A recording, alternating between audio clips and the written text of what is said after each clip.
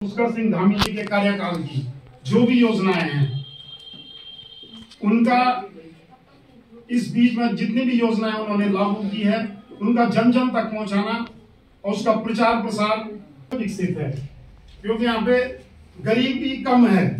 अब उस सरकार का वो है कि यहाँ पे गरीबी कम हो चुकी है। युवा, महिला, गरीब और किसान, मतलब इन चार जातियों का विकास करना है। और जब हम विकसित राष्ट्र की कल्पना कर रहे हैं तो अगर सब लोगों का विकास हो गया, अंतिम व्यक्ति का विकास हो गया, हर घर में किसान की आय दुगनी हो गई। जो ऋण दिए जा रहे हैं तो उस ऋण देने का मकसद यही था कि किसान की आय दुगनी हो, और आज किसान की आय दुगनी हो रही है। स्वयं सहायता समूहों के माध्यम से लोन दिए जा रहे हैं, निःशुल्क जो बिना ब्याज के भी लोन दिए जाते हैं। तो ऐसी कल्पना माननीय मोदी जी के द्वारा की गई है ताकि हम भारत को एक विकसित राष्ट्र बनाएं। लेकिन विकसित राष्ट्र तभी बन सकता है जब हम सब लोगों का सहयोग उसमें मिले।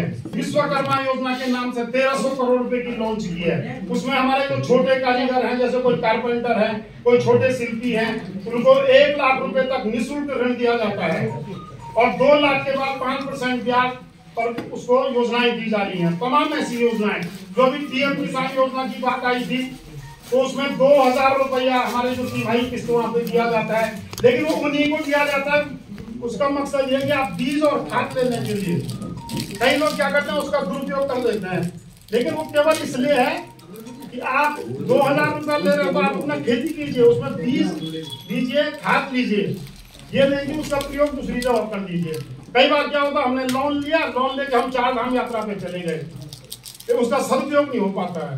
तो मेरा कहना मतलब जितनी भी योजना है, अगर वो वास्तव में उसी के लिए हम उसका सदुपयोग करें, जिस चीज के लिए लिया ऋण, अगर हम स्वयं सहायता समूह के लिए ले रहे हैं तो उसी के लिए अगर उपयोग होता है तो तभी भारत समृद्ध बन सकता है। लेकिन हम ज्यादातर लोग देते हैं, उसने ऋण लिया, काम तो दूसरा ही कर रहा है, उसके बाद उसमें वसूली आ जाती है। तो मेरा कहना यह है कि केवल उसी के लिए सदुपयोग किया जाए जो भी योजना आती है। और उसके बाद जैसे हमारा उज्ज्वला गैस कनेक्शन था, एक जनधन योजना चली जो 0 बैलेंस से जो अकाउंट खुलता है। जैसे हम और अकाउंट खोलते हैं तो अगर उसमें हम 1000 रुपए से कम पैसा रखेंगे तो हम पे फाइन पड़ जाता है। लेकिन जो जनधन योजना का खाता होता है 0 बैलेंस का, उसमें आपका पैसा नहीं भी रहेगा तो आपकी कोई कटौती नहीं होगी। आपको उसमें 1 लाख रुपए का दुर्घटना बीमा मिलेगा और 10,000 रुपए का बैंक उसमें ओवरड्राफ्ट भी देता है। जैसे किसी को पैसे की जरूरत है, आपने आवेदन किया तो 10,000 रुपए आपको 0 पे ओवरड्राफ्ट की भी व्यवस्था है। उसी प्रकार जैसे जीवन ज्योति बीमा है, उसमें जीवन ज्योति बीमा में भी आपको 2 लाख का दुर्घटना में केवल 12 रुपया जमा करने पे। जीवन सुरक्षा बीमा है, एक अटल पेंशन योजना है, उसमें हम 130 रुपया वो करके जब हम 60 साल बाद हम पूरा होंगे तो उसमें हमको 5,000 रुपया तक पेंशन प्राप्त होती है। ऐसी तमाम योजनाएं यहाँ पे दी गई है। और यहाँ पे क्योंकि अभी विभाग वालों ने सभी योजनाएं यहाँ पे बताई और यहाँ पे जितने भी लोग बैठे हैं मुझे लग रहा है सबको योजनाएं की जानकारी भी है। ज्यादा तो बोला जाता है कि अगर यहाँ पे पब्लिक होती है तो उसको हम समझाते हैं। तो मुझे लगता है कि यहाँ पे आप सब बुद्धिजीवियों के सामने ज्यादा बोलना अतिशयोक्ति है। अगर यहाँ पे वंचित लोग रहते तो हम उनको योजनाओं के बारे में समझाते हैं। तो यहाँ पे मुझे लगता है कि अधिकारी लोग तो सब हमको बताने वाले हैं, उधर सुनने वाले भी सारे वरिष्ठ लोग हैं, सब लोगों को इनको जानकारी है। सबको यहाँ पे हमारे पत्रकार लोग तो जबरदस्त जाते हैं। आप हमारे पत्रकार साहब भी सब जानते हैं, मेरे को लगता है ज्यादा बताना भी किसी को है। तो मेरा सब लोगों से आग्रह रहेगा कि आप ये विकसित भारत को बनाने के लिए अपना अधिक से अधिक जो अंतिम व्यक्ति गाँव का है उस तक योजनाओं को पहुंचाएंगे और अपने विकास के लिए भी, युवाओं के विकास के लिए, जैसे हम अभी पर्यटन विभाग से आप अगर ये वीर चंद्र सिंह गढ़वाली से अगर ऋण लेते हैं, कोई पहाड़ के लिए ऋण लेता है वहाँ भी 35% सब्सिडी वहाँ पे दी जाती है। उद्योग विभाग से अगर हम कोई ऋण लेते हैं वहाँ पे 25% सब्सिडी वहाँ पे दी जाती है। तमाम ऐसी योजनाएं, कई योजनाएं हैं ऋण लेकर आत्मनिर्भर बनाने के लिए, जो लोकल फॉर वोकल। जैसे हम अभी आपने कहा कि भाई जो मंडुआ, हम अपना स्थानीय उत्पाद, चाहे वो माल्टा है चाहे वो है, उसको सहकारी समिति के माध्यम से बेचेंगे, ज्यादा अगर हम उत्पाद करेंगे। लेकिन आजकल हमारे यहाँ क्या हो गया कि खेती हमारे यहाँ पूरी बंद पड़ी हुई है। पीएम किसान निधि तो मिल रही है लेकिन खेती करने को कोई तैयार नहीं है। अगर हम खेती करेंगे तो और पैसा मिलेगा, लेकिन अगर हम उसका काम ही नहीं करेंगे, सपोज मैं पीएम किसान निधि ले रहा हूँ मैं, अगर वहां पे मैं बो ही नहीं रहा हूँ तो पता चला एक वो योजना सरकार को बंदी कर देगी, उसको बोले यार तू कोई बो ही नहीं रहा, 2000 रुपये भी टाइम को देना है। जब सब खेती बंजर छोड़ देंगे तो फिर पैसा भी टाइम को मिलना है। अगर हम ऋण लेके 4 धाम यात्रा का दर्शन करेंगे, दूसरी जगह चले जाएंगे तो इस योजना को भी बंद कर दो। तो योजना कोई भी बंद तब होती है जब उसका कोई सदुपयोग नहीं करता है। लेकिन हम जिस चीज के लिए पैसा ले रहे हैं उसका हम उसी पे काम करना। अगर गाड़ी के लिए पैसा लिया, गाड़ी खरीद ली, पैसा लिया गाड़ी के लिए, काम कर दिया दूसरा, मकान के लिए पैसा लिया, काम कर दिया दूसरा। तो जिस चीज के लिए भी हम पैसा लेते हैं तो उसको हमको सदुपयोग करना है। और योजनाओं का जैसे कई बार बात आती है कि पात्र व्यक्ति कोई, जैसे आपने भाई साहब पूछ रहे थे शौचालय हमको क्यों नहीं मिला, तो मैंने कहा जो नौकरी वाले होंगे उसको तो शौचालय मिलेगा नहीं, कोई लेक्चरर है उसको तो शौचालय फ्री में तो सरकार देगी नहीं ना, पात्र व्यक्ति तो होगा। आपने अभी प्रश्न कर रहे थे बाहर पे कि भाई शौचालय हमको नहीं मिला, सबको मिल गया, तो हर चीज का पात्रता है। ऐसा कुछ नहीं किसी ने अगर गलती से किसी को दे दिया हुआ किसी पात्र व्यक्ति को, लेकिन उसको पता चल गया तो उसको वसूली हो जाती है। जैसे कई लोगों में ये है कि आवास की बात कर रहे हैं, तो आवास की कई लोगों क्या है कि आवास में नाम तो आ गया, लेकिन उन्होंने क्या करा, जब तक किस्त आती है, हो सकता है किसी ने बेचारे ने बना दिया भाई, तो वो शिकायत भी तो जाती है, उनको उनका नाम उनसे हट जा रहा है, कट जा रहा है मतलब। तो कई लोग बल्कि विभाग वालों से नाराज भी हो जाते हैं कि भाई हमारा नाम काट दिया। भाई गाइडलाइन जो है भाई, जिसका मकान नहीं होगा उसी को आवास दिया जाएगा। आवास की बात नहीं, शौचालय की बात नहीं। आपने शौचालय ही सब वही है जिनका नहीं है, मतलब वो भी एक पुरस्कार धनराशि दी जाती है ना। कौन से 12,000 में तो शौचालय नहीं बनता है। वो तो ये है कि जब हमारे जिला सीडीओ साहब थे विद्यार्थी, तो उन्होंने घर घर जाके कई जगह ये जानकारी दी कि आप बनाओ, इतना सहयोग किया, तो उस समय काफी लोगों ने बनाया, तब ये पुरस्कार। यही जिसके पास नहीं होगा जो उस पात्र होगा उसी को मिलेगा। हर चीज पात्रता पे मिलनी है, कि मतलब बिना पात्रता का कोई चीज नहीं मिलना है। ठीक है भाई, कोई आदमी अगर किसी के यहाँ 2 नौकरी कर रहे हैं ना, 2 नौकरी वो तो सक्षम है, उसको लेने की जरूरत भी क्या, उसको तो दान करना चाहिए। कोई गरीब अगर बगल में उसको शौचालय तो 1 लाख रुपया कोई पेंशन ले रहा है, तो उस दूसरे का शौचालय वो भी बनवा सकता है। पीएम वो फंड में पैसा डाल सकता है राष्ट्र के लिए।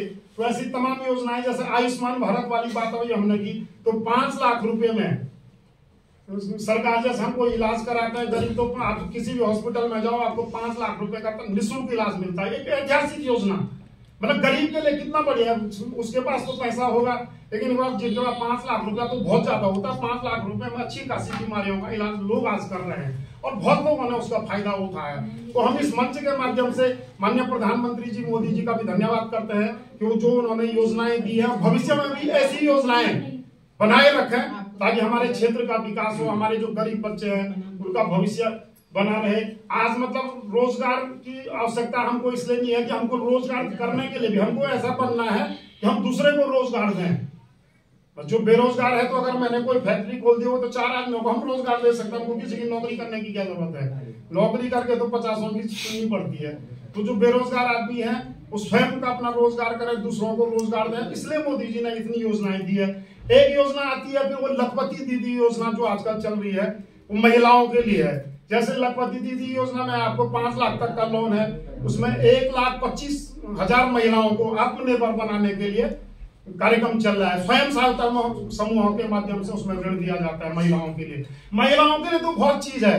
महिलाओं के लिए उन्होंने भी 50% आरक्षण पहले दिया, फिर उसके बाद नगर निकायों में दिया। अभी एक नारी शक्ति बंधन अधिनियम, जो कि मतलब लोकसभा और विधानसभाओं में भी अब यहाँ के लोग सांसद भी बन सकती है, महिलाएं विधायक भी बन सकती है। भाई अगर 70 सीटें हैं तो 70 का 33%, 21-22 को यहाँ महिलाएं वो विधायक हो जाएंगी। वो इसलिए विधायक बनने से उनको ये फायदा होगा कि वो महिलाओं की बात को सदन में रख सकती है, मातृशक्ति को आगे आने के लिए, क्योंकि माताएं हमारी पूजनीय होती है। अगर माता का विकास हो गया तो परिवार का अपना ही विकास हो गया। मेरे को नहीं भी दे रहा, मेरी माँ को पैसा मिल गया, मेरी बहन को, मेरी मिसेस को पैसा मिल रहा है। 2029 के बाद होगा ना, अभी थोड़ी है। जो भी है, मैं कोई भी चीज माताओं का विकास है, माँ का विकास हो रहा है, बहन का विकास हो रहा है। अगर हमारी बहनें स्वयं सहायता समूह से आत्मनिर्भर बन रही हैं तो मैं भी तो आत्मनिर्भर बना।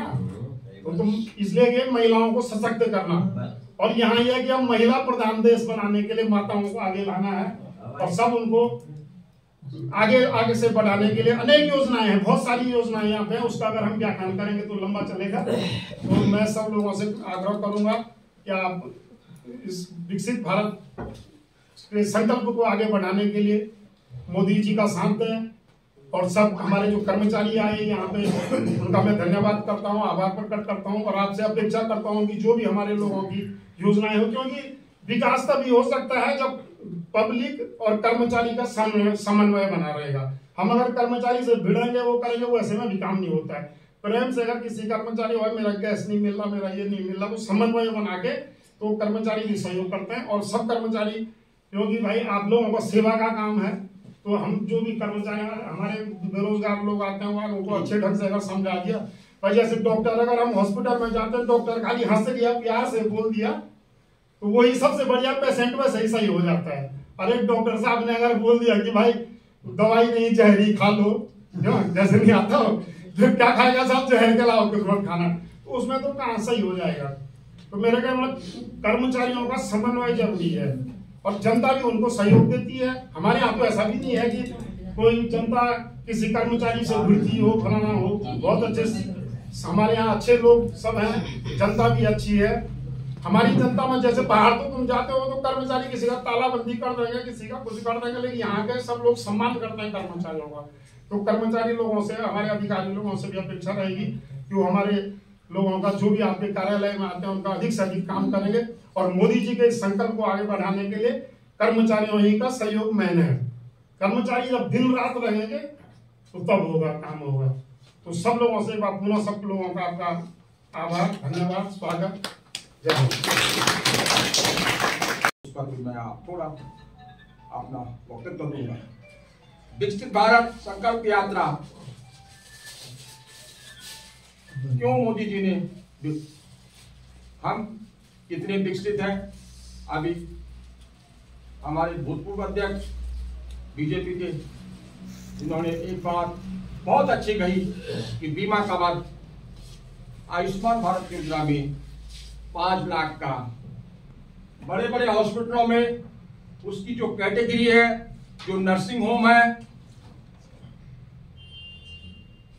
उनमें जब मरीज जाता है, जब उसके 5 लाख रुपए वहां खत्म हो जाते हैं, तो वो बड़े बड़े हॉस्पिटल उस मरीज की डेड बॉडी देने के लिए भी मना कर देते हैं।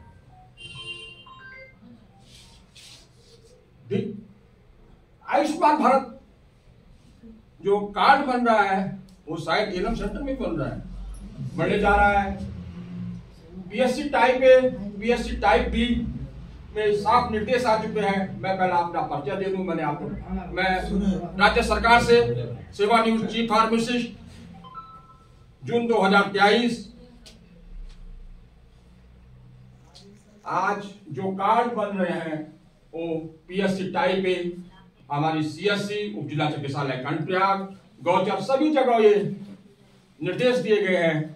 जिन लोगों के कार्ड नहीं बने हैं वो अपना कार्ड बनाएं। आयुष्मान भारत योजना जो है बहुत अच्छे हॉस्पिटलों में, जैसे कैलाश हॉस्पिटल, डॉक्टर नड्डा जो इस भारत सरकार में इससे पहले स्वास्थ्य मंत्री थे, उन्होंने काफी अच्छी व्यवस्था कैलाश हॉस्पिटल में कर रखी है। दक्षिण भारत के सारे स्पेशलिस्ट आपको वहां पर मिलेंगे और हमारे गढ़वाल के लोग भी वहां पर मिलेंगे। कई हॉस्पिटल है, फोर्टिज हॉस्पिटल है, सारी सुविधाएं वहां मिलेगी। उसके बाद प्रश्न आता है कि 5 लाख आपका गया, मरीज की स्थिति क्या हुई।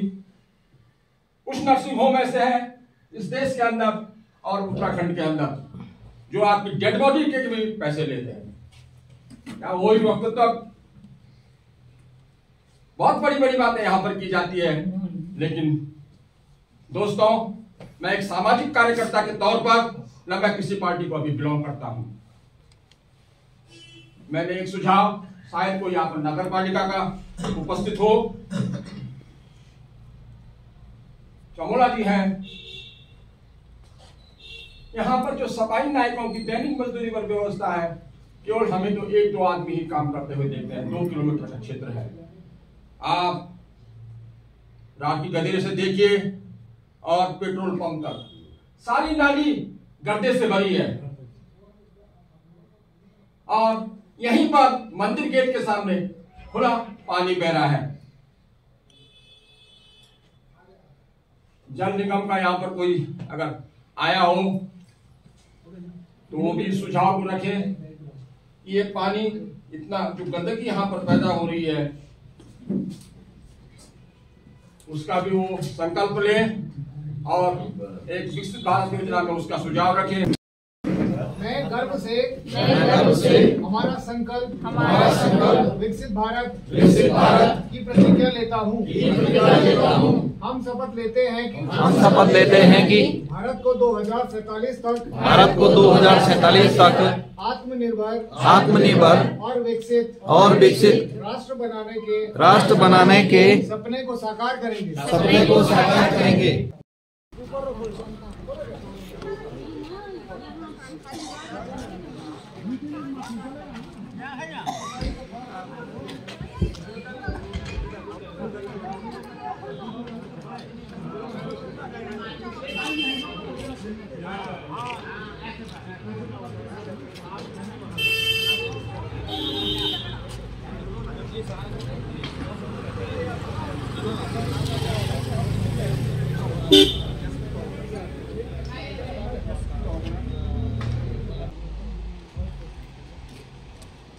भारत माता की जय।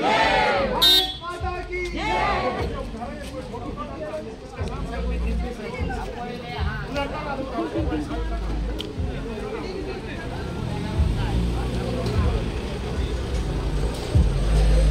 नमस्कार, आदर प्रणाम। नगर पालिका कर्णप्याग के अधीनस्थ शिमली वार्ड है और अभी आपने देखा ये है कि हमारा संकल्प विकसित भारत अभियान किस प्रकार से चल रहा है। हम आपको उसका अवलोकन करा रहे हैं और जहाँ भी मिलता है आपको दिखा देते हैं। लेकिन अब धीरे धीरे ये विकसित भारत हमारा संकल्प विकसित भारत का अब आपने देखा, इसी शिमली की बात कर रहा हूँ मैं कि अब विकसित है या नहीं है। आपने देखा कि आज से करीबन 3-4 माह पहले विकसित हॉस्पिटल को विकसित करने के लिए जो है लोगों का धरना लगभग 2 से 3 हजार लोग जो है यहाँ पर थे। किस लिए थे? कि वो विकसित करना है। अब यहाँ पर जैसे कई जनप्रतिनिधि कह रहे थे कि यहाँ के लोगों को आवश्यकता नहीं, आवश्यकता है, लेकिन आवश्यकताएं इस प्रकार की नहीं है। आवश्यकताएं उस कार्य की हैं जो धरातल पे हो। ऐसे नहीं कि कागजों में हो, करनी और कथनी में जो है कुछ अंतर हो जाता है, तो इसलिए जो है लोग वहाँ पर नहीं आते हैं। हो सकता है कि यहाँ के स्थानीय लोगों को जो है इसके बारे में अवगत न हो, कई लोगों को अवगत होगा लेकिन वो आए ना हो। इसलिए नहीं आए होंगे कि वो इससे जो हमारा संकल्प विकसित भारत है उस अभियान से जो है संतुष्ट नहीं है। कि अभी जो है 2 माह पहले यहाँ पर इतना बड़ा आंदोलन हुआ महिला बेस हॉस्पिटल के बारे में से संबंधित, लेकिन फिर उस पर कोई जो है संशोधन ही नहीं हुआ। तो हो सकता है लोग इसीलिए जो है यहाँ पर नहीं आए। अभी जैसे एक जनप्रतिनिधि कह रहे थे कि जो है यहाँ के लोगों की आवश्यकता नहीं होगी। आवश्यकता है, परंतु आवश्यकता धरातल पे करने की है। आवश्यकता उस प्रकार की नहीं है। जो धरातल पे होगा महोदय तो उसको सब देखेंगे, इसमें कोई दो राय नहीं है। वो भी सब देख रहे हैं। तो वाहन जो है यहाँ पर खड़ा था और पंचायती घर में जो है हमारा संकल्प विकसित भारत था और मुझे लगता है कि 10 से 15 लोग जो है होंगे, लेकिन उससे ज़्यादा कर्मचारी और जनप्रतिनिधि थे। यह है, आपने देखा दोस्तों। धन्यवाद। जय बद्री विशाल, सादर प्रणाम।